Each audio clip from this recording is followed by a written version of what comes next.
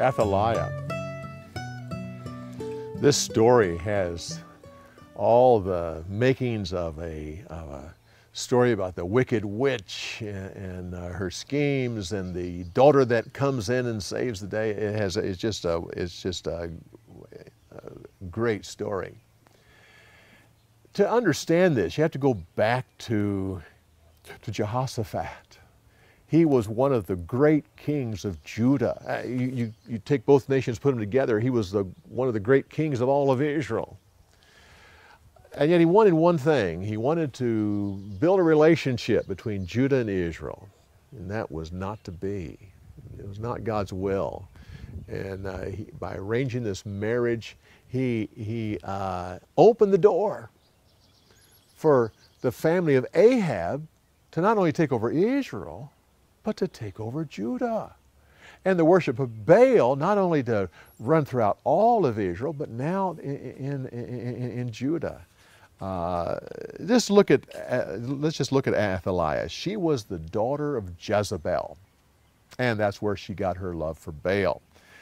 And she was married to Jehoram. Now, Jehoram was 42 years old when he died. He had ruled for 8 years, and he had more than one wife. Athaliah wasn't his only wife, but she had a profound influence on this man, turned him to the worship of Baal. I personally think she's the one that influenced him to kill his 6 brothers, because she knew that they could take over. Her son was Ahaziah. There were 2 Ahaziahs. Both of them became king. This one here, the son, became king of Judah. Athaliah's brother was also named Ahaziah and became a king of Israel. Both of them neither of them reigned very long. Both of them died.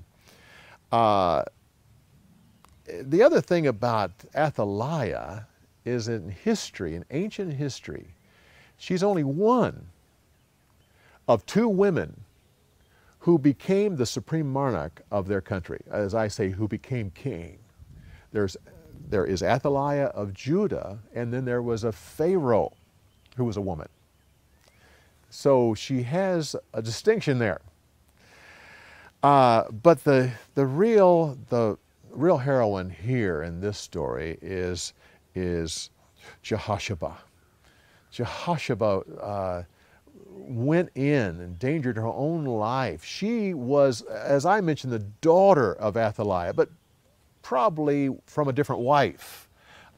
She was in the daughter position, but probably wasn't the actual daughter of Athaliah, but was from a different wife. We'll be talking about her a little bit more next week. She has a position even after this story here. Interesting that Joash lived in the temple. That was the safest place for him to be. He served the temple like Samuel served the temple. So nothing was thought of it. Just a young boy that was growing up in the temple. As far as Athaliah was concerned, if she even noticed, because she didn't go to the temple that often, but even if she noticed, it was probably some family brought this boy here and wants him raised by this godly priest. So she didn't think anything of it, because he probably served just like Samuel served. The priest, when he brought about the coup, he did it on the Sabbath. Interesting, 2 minor things here. That was the changing of the guard, so he could have more troops.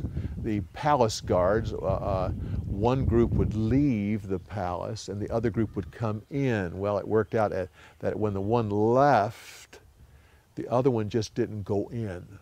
So he actually had more. Now, he probably sent a few there to kind of make sure that she wasn't aware of anything. It was at that moment then that they brought this about, which was another reason why Athaliah knew that something was wrong, because she didn't have all the guards that she normally went. So she went out and she heard the shouting and she went in there. So it was all set up perfectly for this to happen. Well, a wonderful story. One that we need to know about. Well, come back next week when we continue on with more story insights on the story of the week. We'll see you next week.